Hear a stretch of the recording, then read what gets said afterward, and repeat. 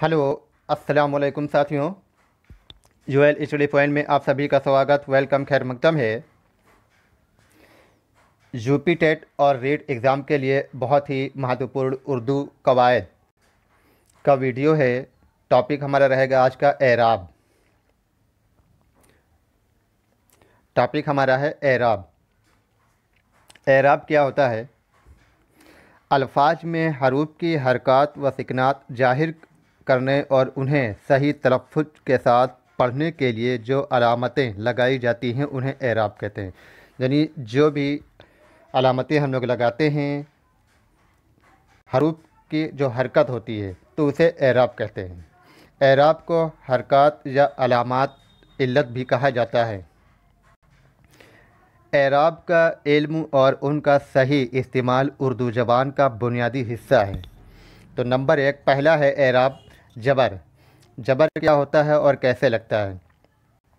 हरूफ के ऊपर आधे अलिफ की आवाज़ जाहिर करने के लिए जो अलामत लगाई जाती है उसे जबर कहते हैं। उसे फ़तह भी कहा जाता है और जिस हरूफ पर जबर होता है उसे मफ्तू कहते हैं। यानी जबर जो ऐसे लगता है उसे जबर कहते हैं।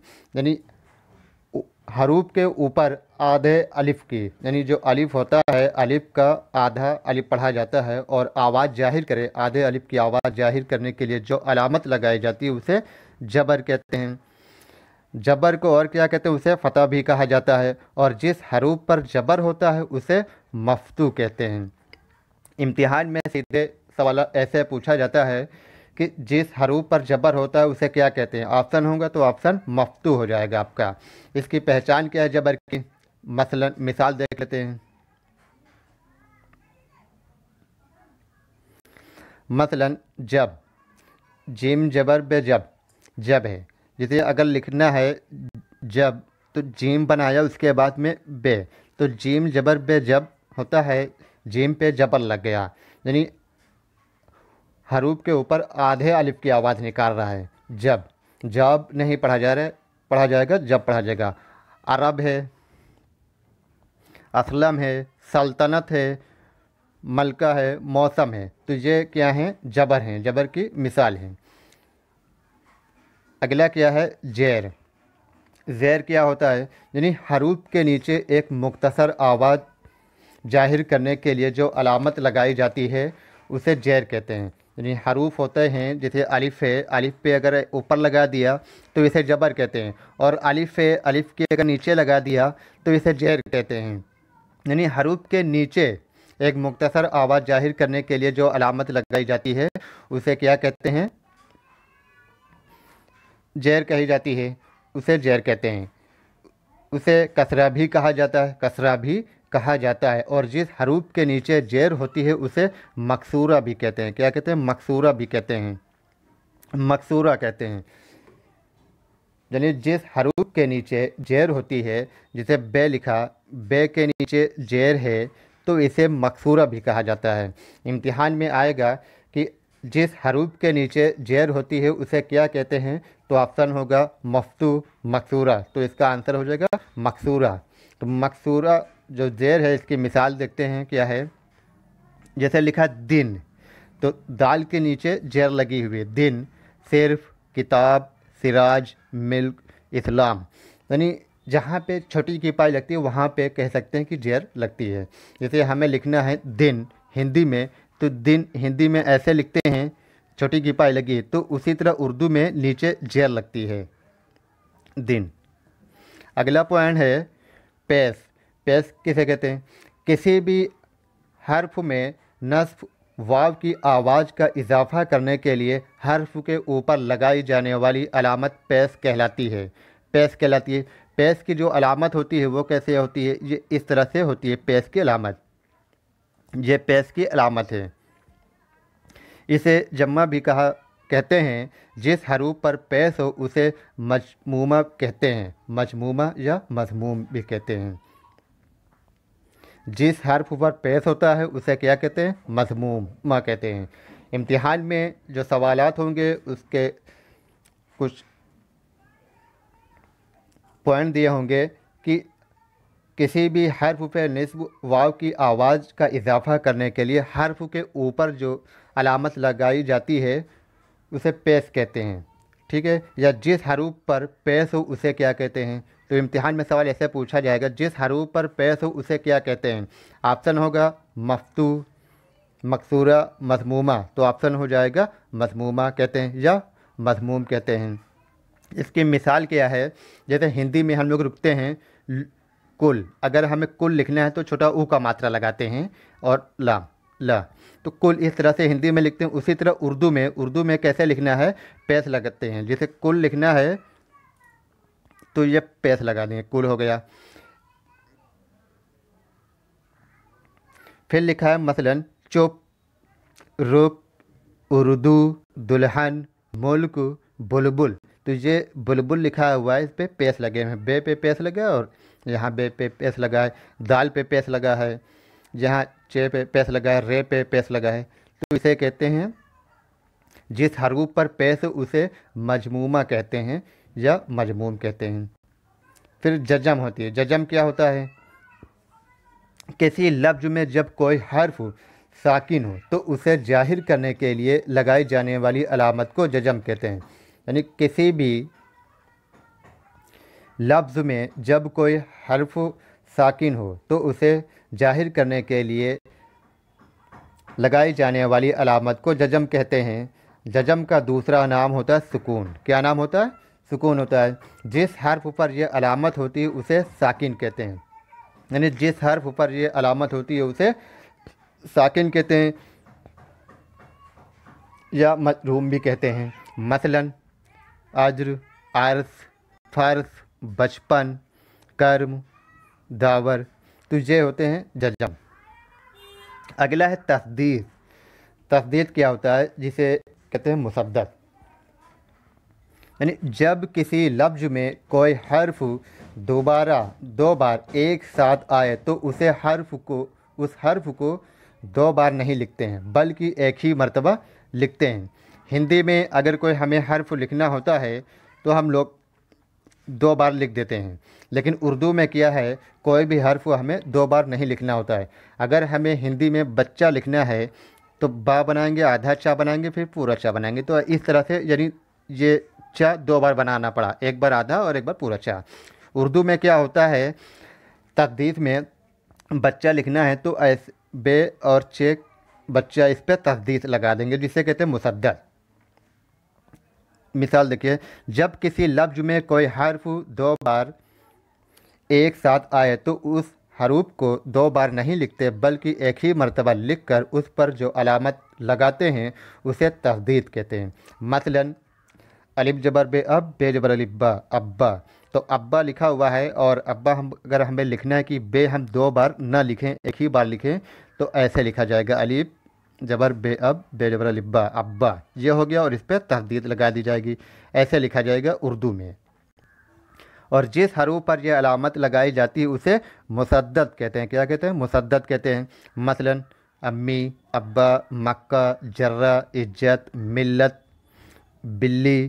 तो ये सब क्या है, इस पे मुसद्दद लगे हैं, तस्दीद लगाई जाती है।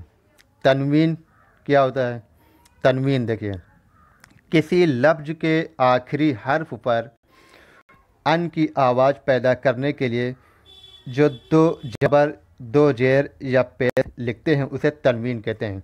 यानी कोई भी लफ्ज़ है और लफ्ज़ के आखिरी हरूफ पर दो जबर हों या दो पेश हों या दो जेर हो तो उसे तनवीन कहते हैं। उर्दू ज़बान में सिर्फ दो जबर की तनवीन इस्तेमाल की जाती है। उर्दू ज़बान में सिर्फ दो जबर की ही तनवीन इस्तेमाल की जाती है। दो पेश की तनवीन उर्दू में नहीं इस्तेमाल की जाती है और ना दो जेर की इस्तेमाल की जाती है। दो जेर की भी तनवीन इस्तेमाल नहीं की जाती, सिर्फ दो जबर की तनवीन इस्तेमाल की जाती है उर्दू में। जैसे मिसाल क्या है, मसलन फ़ौरन, गालिबन, मजबूरन, यकीनन, अंदाज़न, तकरीबन, उमूमन। तो यह लिखा हुआ है तो अन की जो आवाज़ दे रहे हैं इसे कहते हैं तनवीन कहते हैं।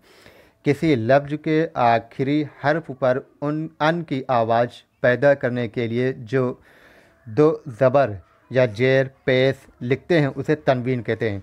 कहीं पर अन की आवाज़ आए तो जहाँ पर अन की आवाज़ आएगी तो वहाँ पर दो ज़बर होंगे या दो पेश होंगे या दो जेर होंगे। लेकिन उर्दू में क्या होता है, सिर्फ दो ज़बर की ही तनवीन होती है, न पेश की होती है न जेर की होती है। फ़ौरन इसमें अन की आवाज़ आ रही है, गालिबन में अन की आवाज़ आ रही है, मजबूरन इसमें भी अन की आवाज़ आ रही है। तो ये क्या है, तनवीन है। हमजा, हमजा क्या होता है, हमजा हरूफ तहज्जी का एक हर्फ जो अलिफ जैसी आवाज़ देता है। यानी हमजा एक हरूफ तहज्जी ऐसा है जो अलिफ जैसी आवाज़ देता है। बाद जगह दो आवाज़ों को मिलाने के लिए भी इस अलामत का इस्तेमाल किया जाता है।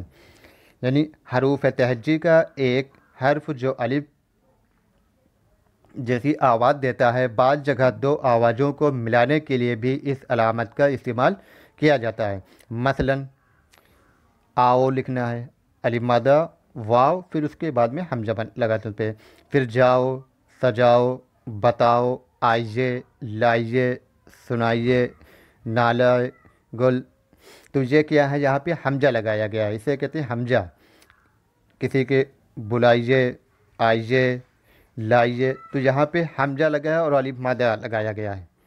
अब नून गुन्ना क्या होता है, नून गुन्ना उसे कहते हैं जिस की आवाज़ नाक से निकले। जहाँ पर आवाज़ नाक से निकलती है उसे नून गुन्ना कहते हैं। जब नून की आवाज़ नाक से निकले तो उसे नून गुन्ना कहते हैं। अगर आवाज़ किसी लफ्ज़ के आखिर में हो तो बग़ैर नुक्ते का नून लिखते हैं। यानी अगर आवाज़ किसी आखिर में है तो बग़ैर नुक्ते का नू लिखते हैं। यानी ये नू है और इसमें नुक्ता रख दिया तो ये नू पढ़ा जाएगा, लेकिन जब आखिर में होगा तो बग़ैर नुक्ते का नू लिखा जाएगा, यानी इसमें बीच में नुक्ता नहीं रखा जाएगा। जब नून की आवाज़ नाक से निकले तो उसे नून गुन्ना कहते हैं। अगर कि ये आवाज़ किसी लफ्ज़ के आखिर में हो तो बग़ैर नुक्ते का नून लिखते हैं। जैसे माँ, मीम जबर अलिफ माँ और उसके बाद में नू साकिन, इसमें नू में नुक्ता नहीं रखा गया है। वहाँ, जहाँ, कहाँ, नहीं, में, हैं, यानी नाक से आवाज़ जो निकलती है उसे नून गुन्ना कहते हैं। दूसरा इसका पॉइंट है, अगर ये आवाज़ लफ्ज़ के बीच में आए नून का नुक्ता जाहिर किया जाता है। अगर यही आवाज़ बीच में आ जाए तो उसे नून का जाहिर किया जाता है। जैसे आँख, आँख, अलिफ मादा नू की आवाज़ जाहिर की जाती है। आँख, पाँच, ऊँट, दांत, चांद, नाक, तो ये नून की आवाज़ निकाल रहे हैं। नून गुन्ना को जाहिर करने के लिए अलामत लगाई जाती है। जब नून गुन्ना जाहिर किया जाता है तो ये अलामत लगाई जाती है कि यहाँ पे नून गुन्ना की आवाज़ हमें जाहिर करना है। नून वसली, नून वसली क्या होता है, जिन अल्फाज में नून की आवाज़ अगले हर्फ से मिलकर अलहदा आवाज़ बन जाती है उसे नून वसली कहते हैं। यानी जिन अल्फाज में नून की आवाज़ अगले हर्फ से मिलकर अलहदा आवाज़ बन जाती है तो उसे नून वसली कहते हैं। जैसे पतंग, रंग, संग, रंज, जंगल, मंगल, पतंग, तो ये क्या है, नून वसली कहलाते हैं। यानी इसमें हुआ क्या, नून की आवाज़ अगले हर्फ से मिलकर, यानी अगले हर्फ पतंग में, अगले हर्फ में मंगल, जंगल, अगले हर्फ से मिलकर अलहदा हो रही है तो इसे वसली कहते हैं, नून वसली। तो ये एराब है, बहुत ही इम्पोर्टेंट है उर्दू ग्रामर के लिए और यूपी टेट और रीट एग्ज़ाम के लिए। जूएल स्टडी पॉइंट को अगर आप लोगों ने अभी तक सब्सक्राइब नहीं किया तो सबसे पहले जूएल स्टडी पॉइंट को सब्सक्राइब कर लीजिए ताकि हर एक वीडियो का नोटिफिकेशन आपको सबसे पहले मिले। एराब की यह वीडियो हो गई है लगभग 15 मिनट की और कल इंशाल्लाह इसके आगे पढ़ाया जाएगा पूरी एराब वावेन। ठीक है, अल्लाह हाफिज़।